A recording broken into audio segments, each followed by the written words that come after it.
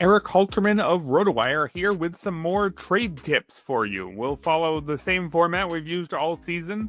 One traditional buy low, one buy while you still can. That's not a buy high, but a buy before the price gets even higher. We'll also have one traditional sell high and one sell while you still can. Let's start with the buy low, who I imagine will be a bit controversial this week. Though if there are a ton of people in the comments saying they'd never buy this guy right now, that's just more proof that you can get him at a pretty reasonable price. The guy in question is Chris Sale. Now, was last year a miracle year where everything went right, and now we're right back to the same Chris Sale that we saw struggle for most of his 30s? That's what his 6.17 ERA and 1.63 whip through 5 starts suggest, but I'd argue that, again, that has just created a buying opportunity here.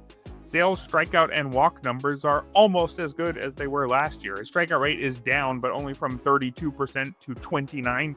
Still elite. His walk rate is up, but only from 5.6% to 6.4. Barely a change there. So if you look at ERA estimators like Sierra, he's only gone from a 280 to a 299 in that category. Looking elsewhere for reasons why you might not want to believe in a Sale bounce back, you could check his velocity, but he hasn't really lost meaningful velocity. He's lost maybe about half a tick. If you look at something like Stuff Plus, which looks at just the physical characteristics of a pitch, he's actually up a tiny bit from 104 to 105 there. So there's definitely downside in buying into an often injured 36-year-old who has poor surface stats, but that's why you can grab a real discount right now on last year's Cy Young winner before that ERA drops and the price gets too expensive again. The next buy is a buy while you still can on Jung Hoo Lee, outfielder for the Giants. Now, Lee only had a 641 OPS as a rookie last year, but he suffered a season-ending shoulder tear after playing just 37 games, so he never really had a chance to pull out of an early slump and adjust to MLB pitching. We did see some promising signs from Lee in that brief rookie season, though. He struck out just 8% of the time, had a 41% hard hit rate, which is right around league average. This year, Lee is hitting .329 and already has 3 homers in 22 games. Now, all 3 of those homers did come at Yankee Stadium, which is a great place for lefties to hit homers. I wouldn't expect a sudden power breakout, especially not at Oracle Park, but Lee did top out at 23 homers back in the KBO and had as many as 49 doubles one season. So he's always had respectable power. He's not somebody who goes up there with a noodle bat. He's going to be a hit over power player, but just not that extreme. I think he's going to give you some reasonable, normal looking numbers. Lee has a 37% hard hit rate this year, which is below league average, but close enough to it. His strikeout rate is actually up this year, but it's still at 14%, and he had, again, some extra swing and miss to give if you wanted to hunt a bit more power. Doesn't actually need to be in the single digits to be effective. I don't think that Jung Hoo Lee is going to hit .329 all year, but I do believe that he is a legitimate MLB hitter, and we should grab him now before the rest of the world realizes that that is in fact the case. I'll get to my 2 players to sell in a minute, but first I wanted to remind you that we've got a new offer for you at RotoWire this season, a promo code. If you enter the code ROTO15 at checkout, you'll receive a mystery percentage off of any RotoWire product.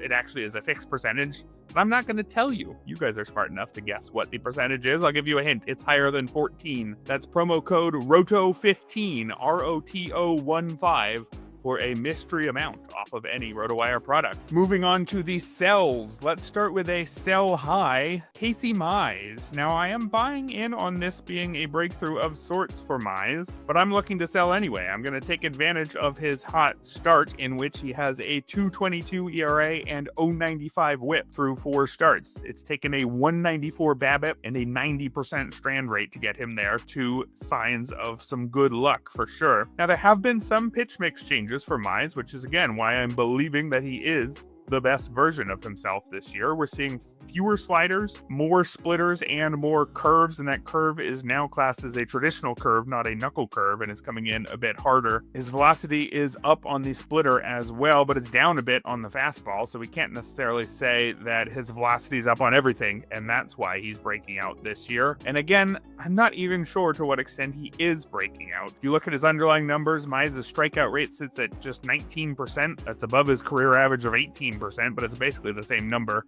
His 7% walk rate is right at his career mark as well. So while there's some signs here that this is the best and certainly the healthiest version of Mize that we've ever seen, I'm just not convinced that he's a pitcher who'll make much of a difference outside of 15-team leagues and deeper. So look to cash him in due to his name value and the fact that he has good surface stats. I think this is your window to get something more out of him. And finally, I would sell Trea Turner while you still can. Now, my previous sell while you still cans have mostly been guys off to very poor starts. That's not totally the case for Turner. He has not been terrible with a 4-hit game over the weekend that brought his average up to 263. His WRC plus is back to above average, just 108, but that's above average. But that recent stronger performance does give you a little bit of a window to move Trea Turner while his surface stats look okay and before people get particularly worried. I think drafters weren't really taking into account the fact that this is Turner's age 32 season and his quality of contact has already been trending down, if only slightly.